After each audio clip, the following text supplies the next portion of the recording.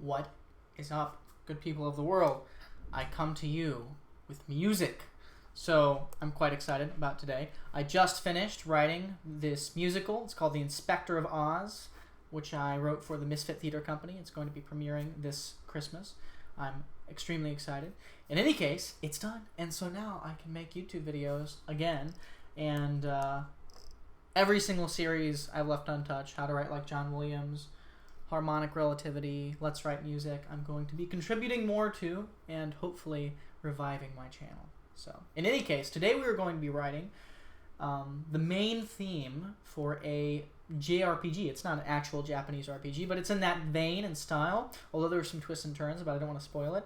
But in any case, I decided rather than me writing a piece of music outside of the work that I do, which it's hard for me to find time for, I might as well just give you a behind-the-scenes look of me writing a project that I have a deadline for. That way I'm forced to finish it, and I don't create another series which I don't finish. But in any case, let's get started. So I have two ideas. Writing a main theme for any kind of film or game style is very difficult because you inevitably are going to have great difficulty not falling into cliches, melodically and harmonically. But at the same time, you can't be too original in some sense because you need to create something that is simple and direct and memorable and hummable and not too esoteric. You know, it's something that really grabs them. Like I think the Skyrim or Oblivion or Morrowind, which share similar melodic content, I think of them as a good example of this. You know, it's a very simple, mostly stepwise diatonic theme, but it doesn't quite remind us, that particular collection of notes doesn't really strongly remind us of another melody, and so it creates a unique identity of the Elder Scrolls series, while at the same time fitting pretty comfortably in the fantasy aesthetic. Anyway, I digress. So I have two ideas. One is an ostinato to start off, and then the second is a melody. So I'm going to first just enter the melody. So the melody is, well, first off, let's get a tempo going. D. I think that's the note that I'm hearing, which is the fifth degree of some minor scale. I don't have perfect pitch, so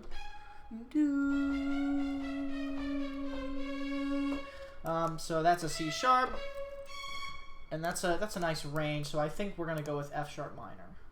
I generally, whenever I hear melodies in my head, for whatever reason, my brain just decides to put them in keys, and so I typically go with, unless I have a good reason not to, at least for the initial statement, whatever key my brain heard the melody in. Although to some extent it's not arbitrary, but inconsequential, to put it that way.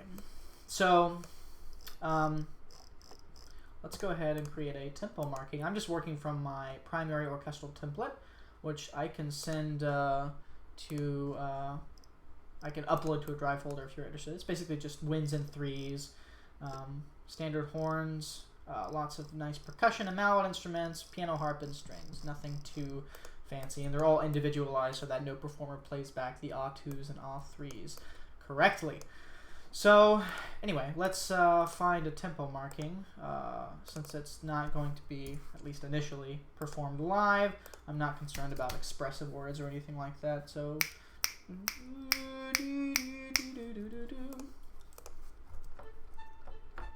let's see if this is a good tempo.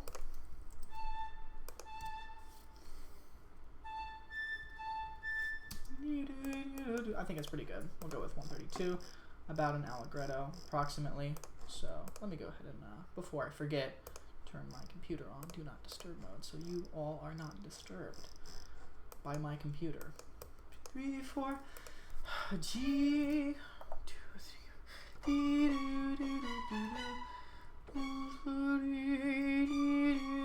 no. 1, 2, 3, 4.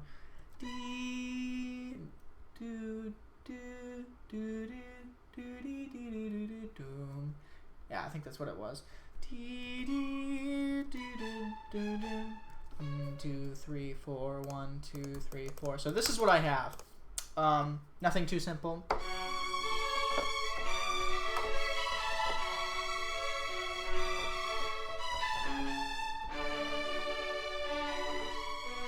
sorry.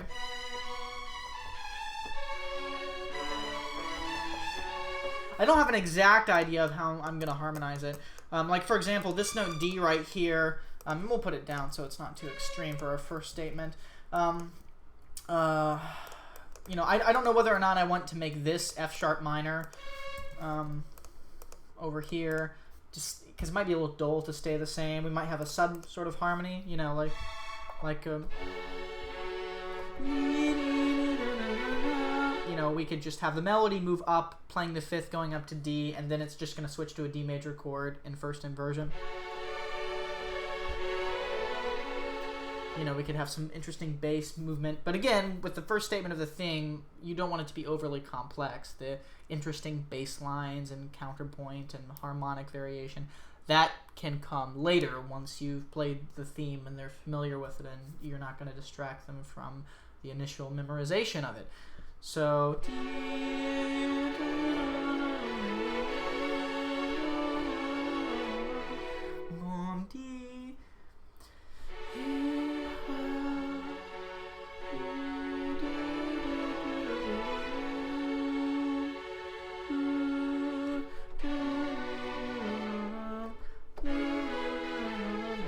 or we could do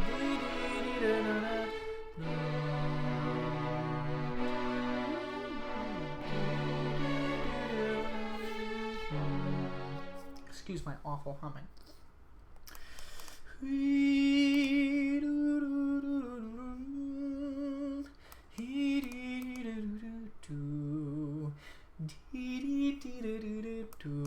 So we know I want this to be F sharp. I don't know whether or not I want this to be D or B minor. My issue with D is that it creates this boring octave between the melody and the outer voices, and I like to have thirds and sixths when possible. You know, that's just so much richer to me than, you know, and that also has a bit of, I don't want to say cheesiness, but you know, going from 1 to 6 in Aeolian is pretty common, so if we can avoid that, that'd be nice. Boom. We may be able to do a 2-5-1 here.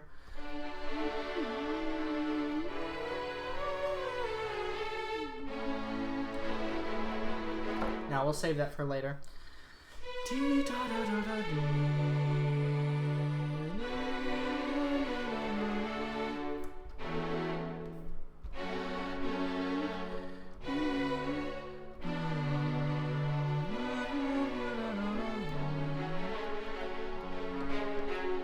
We could keep the harmonic rhythm pretty slow. This should be F sharp minor. Now.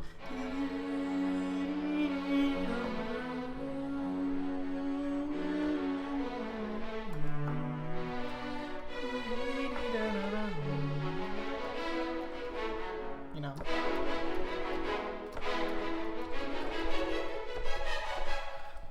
Sometimes if you have a very, very simple harmonic structure, and I mean a slow harmonic rhythm, so let's say if we literally just did this, I mean this isn't that interesting harmonically at all. 1 for 4 measures, then 4 for 2 measures, and then 1 going to F sharp minor. It seems deceptively simple. It's like, is that really going to be effective? But the thing is, as you all know, we can add all kinds of interesting sub-harmony on the surface level, and that's something that I talked about in my Friends and Foes video. So let's stick with this for now and see if we can get by with it. Okay, so now I'm going to write out the accompanimental figuration I have at the beginning. I don't know whether or not it's going to continue on into the melody, but at the very least, it's an ostinato to start out with. Boom dum dum, boom bum bum, boom bum bum, boom bum bum. That's just what I'm thinking. So I'm thinking bassoon doubled with cello, and then contrabassoon and contrabass playing the first note. So kumpankanti inkakaka umpapapa unkititi, something like that. And we're kind of switching back and forth between F sharp minor and D in first inversion, which again, that's very parsimonious, just a half step. And I think I want to go to a D with a ninth in there, or a 2 and add 2, however you want to think about it. I'm thinking too, I might want timpani and bass drum at the very beginning, kind of similarly to what I did in A Test of Will. You know, and maybe we could do timpani first and then add the bass drum for the second. My concern with vamping for too long, although I guess is somewhat unfounded, for reasons I'll explain in a second, is my issue with vamps is that if you vamp too long, although it builds up tension for the theme, this piece of music is presumably going to go on the main menu of the game, and most of the time people are just going to quickly go and play the game. And maybe that shouldn't be a consideration for me as a composer, because maybe the diehard fans are going to listen to the soundtrack outside or stay on the menu for a second, or maybe this main theme could be used in other places. I'm hesitant to have so long a vamp that the main melody almost never comes in functionally because you start playing the game too quickly. I like to have the main melody come in as quickly as possible. And I don't think that is the case when the vamp is like a fanfare or something that's musically interesting, you know, that's not that interesting. It really is like a vamp. Whereas like the Star Wars theme hits you off with a B flat chord, and I know that's different because it's, you know, you're forced to watch it and it's following a text scroll. But I think it would work very well as a main menu theme for a video game because it has interesting material, and it also goes into the main theme really quickly. But anyway, I digress. I think the other point that I was going to make was that Skyrim has a pretty long vamp. It takes a long while to get into the main theme. But again, that theme was immediately introduced in the trailer. That's the first time it was used, and so people heard the whole thing, and so by the time that they went to actually play the game and went to the menu, they knew how the whole piece went. So in any case, enough talk, let's write. I think I'm going to go with quarters with dots. 4, 1, 2, 3, 4. Let's try 4 bars. Might be too much, but it also might be nice. I misplaced that. Cool. R key on the keyboard just pops it over. And I'm thinking mezzo piano. Not too quiet, but I definitely wanted to have this kind of anticipated hesitance. Okay, so I can take this whole thing and copy it onto the bassoons. Let's see how well balanced this is. I might want 2 bassoons, but first let's just hear that.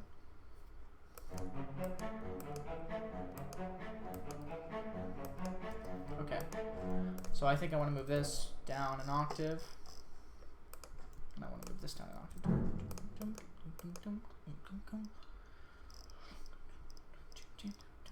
I also think that I want to add cello. I mean, not cello, excuse me, I'm dumb.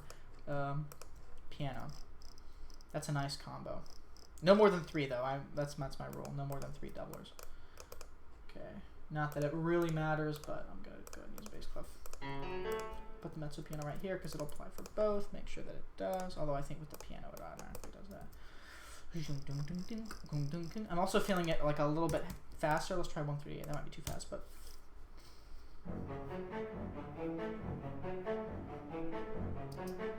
And I think we can extend it.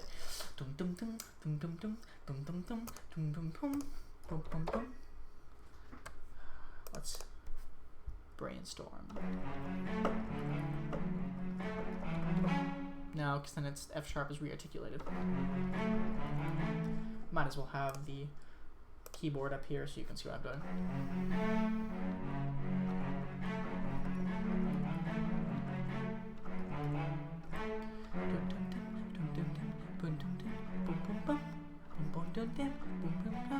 No, I don't want it to be too much. I don't want it to be too complicated. Yeah, that's it. Nice and simple.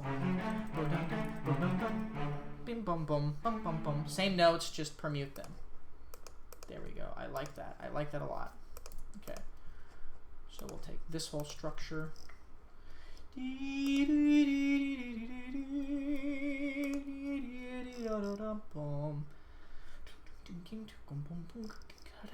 we have to add this to the bassoons. Oops, looks like I forgot some staccato over there. I don't know why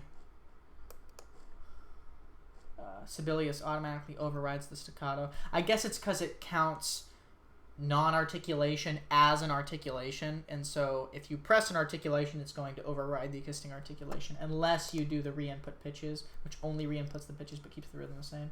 So I guess that makes sense. It's just one of those things that's annoying in some situations. Anyway, not relevant. Not relevant here.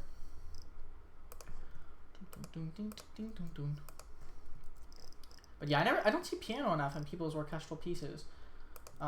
It's a great instrument to use orchestrally. It's got a wonderful biting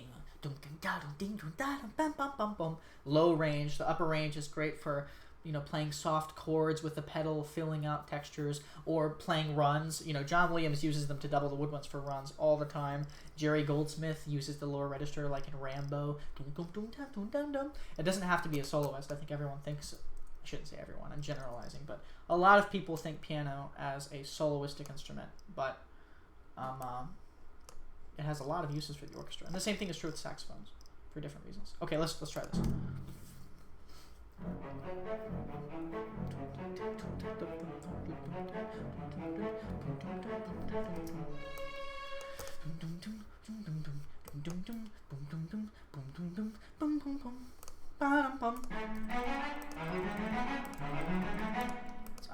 I'm feeling that.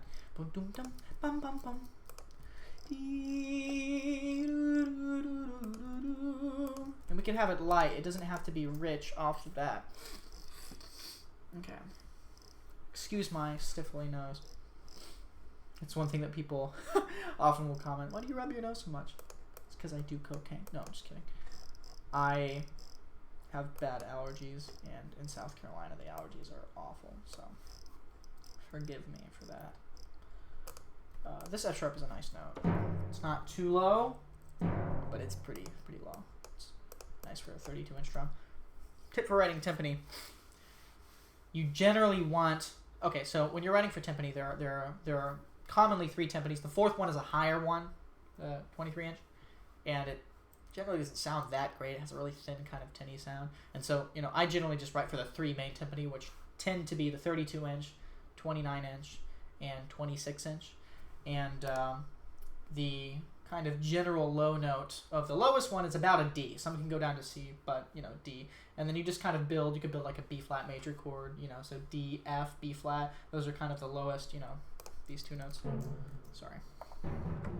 And then each drum extends at least comfortably up a 5th, sometimes as much of an octave. But I'll go maybe like a major 6, but, you know, there's a bit of variation depending upon what timpani you get and the barometric pressure and all kinds of things like that. But in any case, the main point that this is an orchestration class, but the main point that I wanted to point out is that timpanis tend to sound best if you write for them in the smack dab middle of their register. If you write too high for them, they don't resonate that long and you get a lot of high overtones. If you write too low for them, then the pitch is indefinite. And there are lots of tones that can be played by multiple drums, and so you should think about that ahead of time. And so this right here, this F sharp, is tuned up a major 3rd from that low D, and so it's pretty close to the middle of the 32 inches register. Therefore, it's a good note, and it will have definite pitch and resonance, but not be too overtoning. Anyway, I digress. We might want louder than this since it's just an accent, but who knows?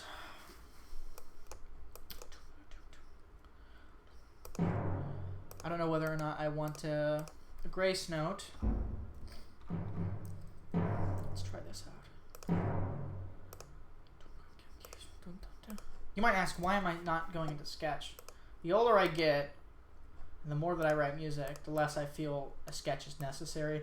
Because I'm always thinking about like the part writing and the counterpoint in my head. And so, you know, now I'm really of the mindset of writing for the instruments. I don't like the idea.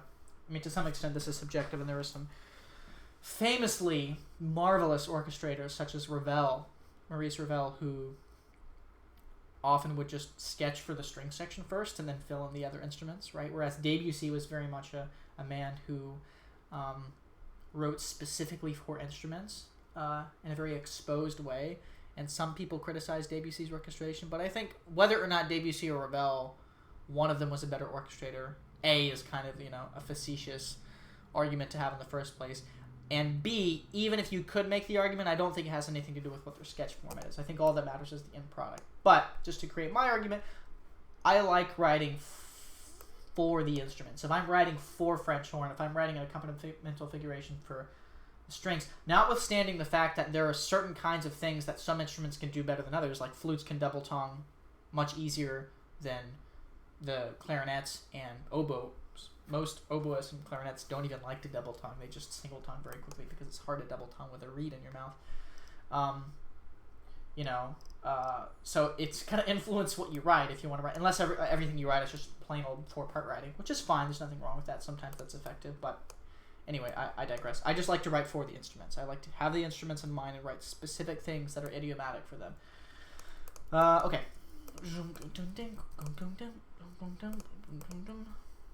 I don't think I'm going to like these grace notes here, but we'll add a little bit of an accent note here. And then let's try the bass drum second time. Oops. Keyboard's on the wrong octave. By the way, for those of you who haven't watched my other videos, I am using Sibelius Ultimate, the monthly subscription, and I'm using Note Performer as my sound set. Okay, let's try this.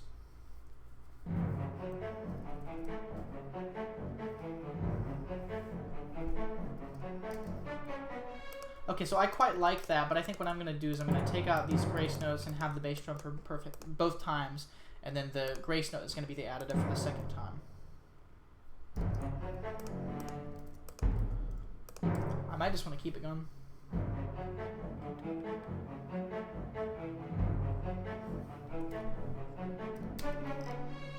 Okay, cool. Lovely motorcycle riding around outside. Okay. I'm thinking I want to have this simple light texture and then just fill in some parallel thirds or parallel sixths and these upper violins. And we might do some doubling, like this register right here, for example, would sound very nice doubled with the English horn. It's a good range for the English horn. So let's try that. And also for any of you players who play transposing instruments, for my videos, I always use non-transposing score, just because it makes it easier to understand for those people who don't have all the transpositions memorized like that. But again, it's important to be aware of ranges. Like this looks, pretty mid-range to low range, and so you might think, oh, is it going to be too nasal as a double reed? But remember, this is what they see, right? So it's pretty much high up in the lyrical register because it transposes, English horn transposes down with it. It's the same transposition as the French horn. Anyway.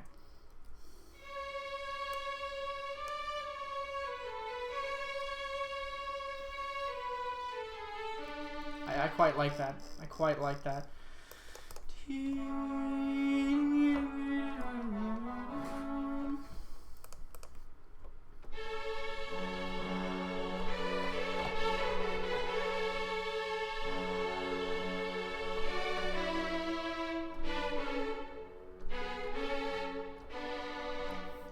I kind of like that. Let's try that out.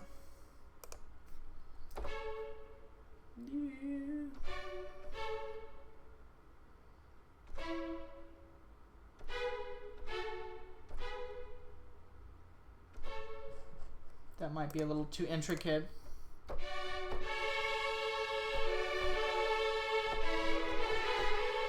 Yeah, I don't like that.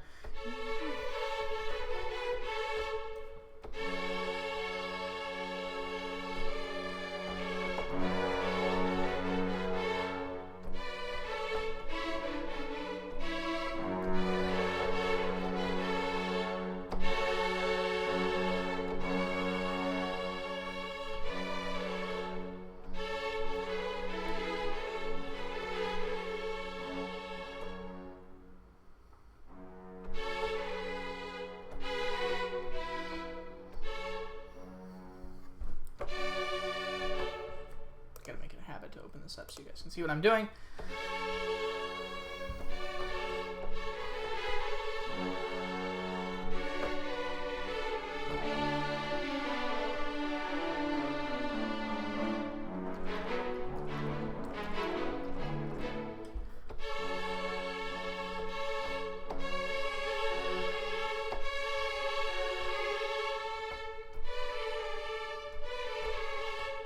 Oh, I kind of like that, actually. I think as long as we keep it dynamically in check, it shouldn't be an issue.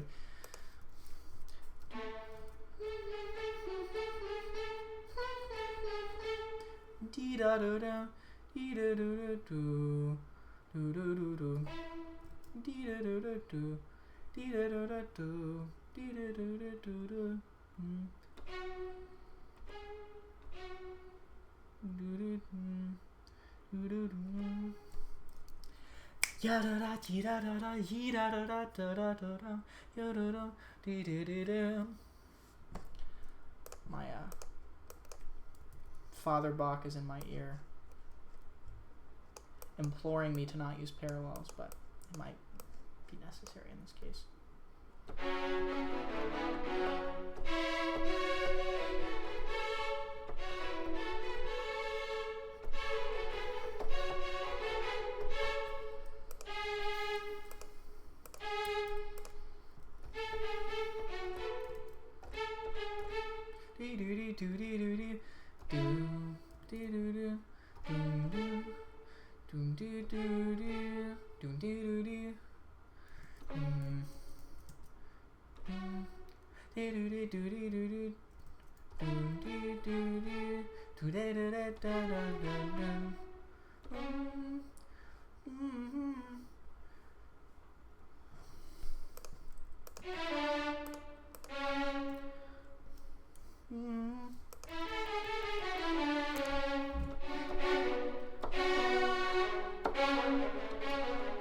Kind of like that little Dorian there on the B minor.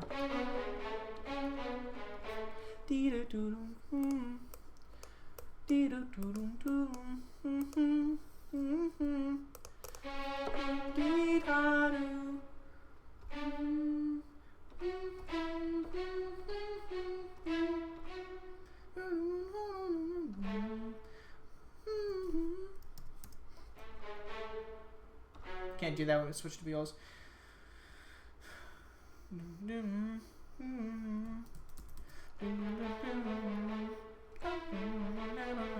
We could do that. I do like the low register of the violins.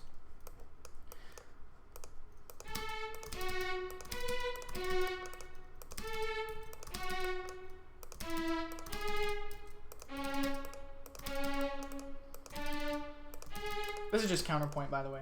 So if you're wondering, like, how do I come up with these lines, it's just how do I make a nice melody that, like, if the notes are striking at the same time, it has consonances and avoids parallel consonances. Sorry, parallel perfect consonances, so like parallel fifths and octaves, unless you're going for that sort of sound. And then if you have dissonances, they should generally approached or either be approached or resolved by oblique motion and be surrounded by consonances. But, you know, that's something to read a counterpoint book. Okay.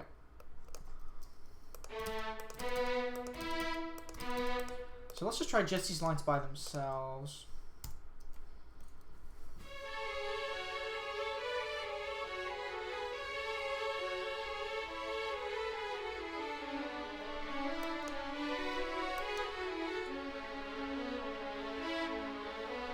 Okay, so I like this, and I like the beginning.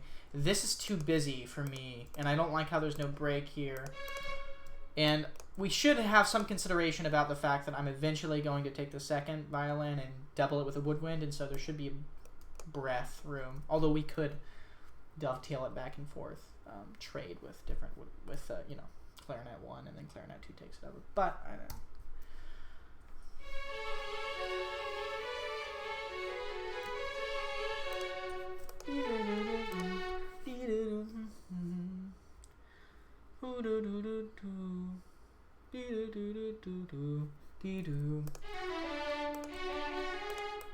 I like that, and then that works out because that's a sixth. Yeah, that works out nicely.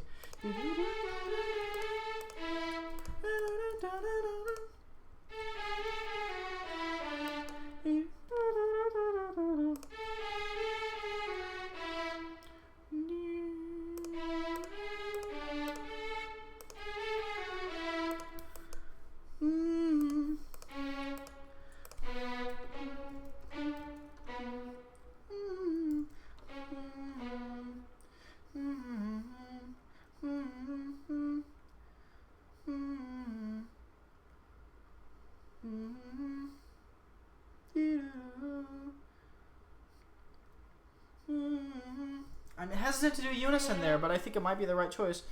Yeah,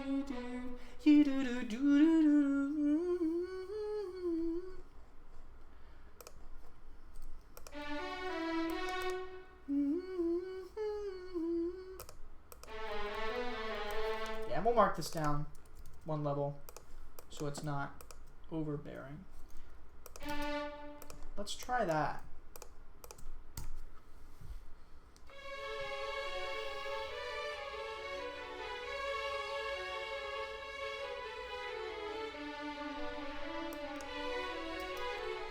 Okay.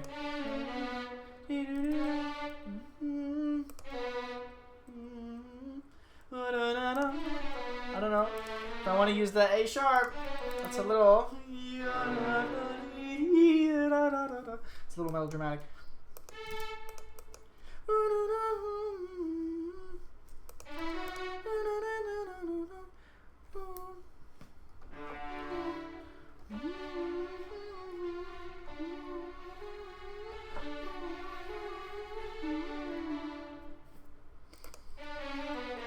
You could do some voice crossing. To me, whether or not you'd voice cross first and second violins has a lot to do with whether or not you pan them separately in the mix. Traditionally, firsts are on the hard left, and then seconds, slant left. Like 50, negative 50, negative 25. Violas in the middle, then cellos, and then double basses. But the reason that that is the case is a historical convention and has some pragmatism in the performance world, in the sense that players who tend to play similar lines are sitting next to each other, and so they can hear each other more easily because they didn't have mixes in their ears back in the olden days, and still don't if you're for classical music concerts. For example, the cellos and double basses often double each other, and so it makes sense that they'd be next to each other. And the first and second violins often play octaves, sixths, thirds, similar rhythms to one another, and so it makes sense that they'd be next to each other. And there are other reasons historically why that is the case. But even if you're in the front row, and I think I've explained this in another YouTube video in the past, but even if you're in the front row at a live orchestral concert,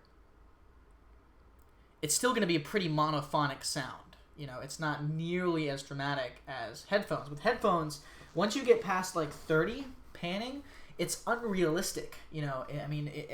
If I had a cellist play in my left ear right next to me in real life, I'm still going to get a lot of cello in my right ear bouncing around the room, but you can isolate things with headphones in a way that it's just not possible with real life.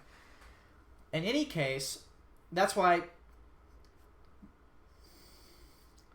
a lot of people starting off orchestrating, and even professional orchestrators say, it's a pro tip, pan your orchestra like it's panned in real life. I don't think it's a good idea. I really don't. It doesn't make sense to me. Just doing it because it's tradition, well, you got to understand why their tradition is the case. So, first and from mixing and mastering perspective, you pretty much always want to have instruments that have very similar frequencies panned opposite one another, because it's complementary, right? If you put all of the same frequency in one ear, you're going to peak on that left channel or right channel, and you're not going to be able to get as much headroom on your mix. Whereas if you have flutes doubling first violins and you pan the flutes opposite of the violins, then you can get more volume and greater richness. And it also gives you a more three-dimensional sound where you can hear the individualized instruments as well as some blending between them. So that's my argument and advocation for panning firsts left, seconds right. I like to put the violas in the middle because they're quiet. If anything you put in the middle tends to be louder because it's getting 100% in both channels. And so the violas, since they're in the middle and since there are technical issues. I mean, the viola is a beautiful instrument, but its body really isn't large enough. I'm really digressing here, but its body isn't large enough to be able to resonate the tones it can produce properly, especially the lower tones. Because if its body were any larger, it'd be too big for you. It's already almost too, only large frame people can play violas. But if it's any bigger, then you can't play like this, but it's still too small to play the cello. And the double bass is a similar issue. The double bass really should be larger, but it can't be as large as it needs to be because it would just quickly become unwieldy. Anyway, I digress. For all those reasons, I advocate panning the orchestra, not traditionally, but based upon what is going to give you the best, most balanced mix, following the basic principles of mixing and mastering.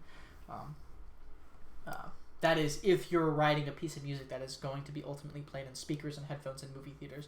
If you're writing a concert piece, then panning isn't as much of an issue, although you can use that. Like John Corigliano used a cool effect where he placed instruments, like up in the balconies to give you kind of like left and right echo effects, cool things like that. I've seen choirs where the choir surrounds you.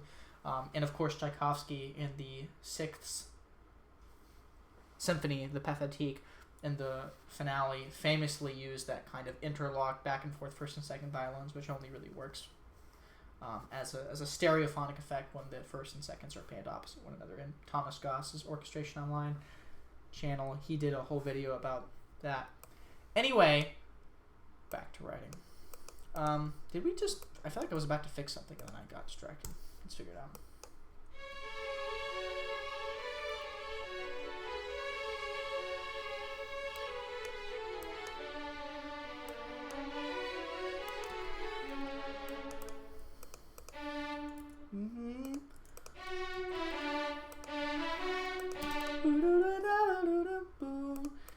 Sounds like Mahler's 9th Symphony.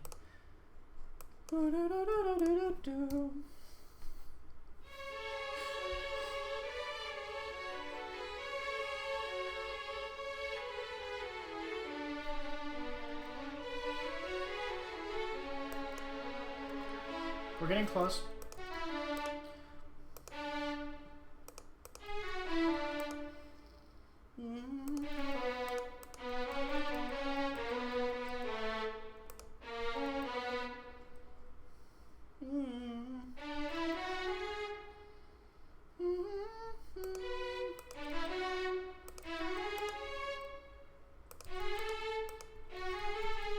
I'm just doing that because it gives it a consistent motive.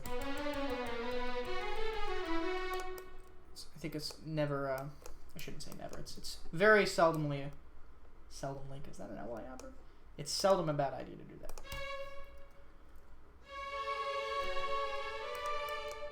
You hear that upper overtone? It almost sounds like there's a flute doubling. That's the English one for you.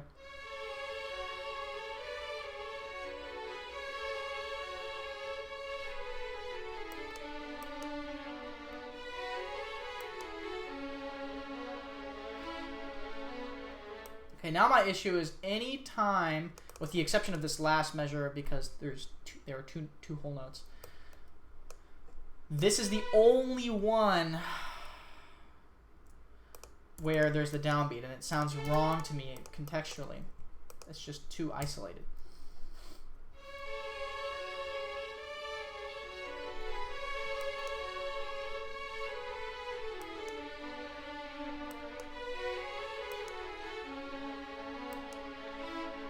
Okay, that's sounding pretty good.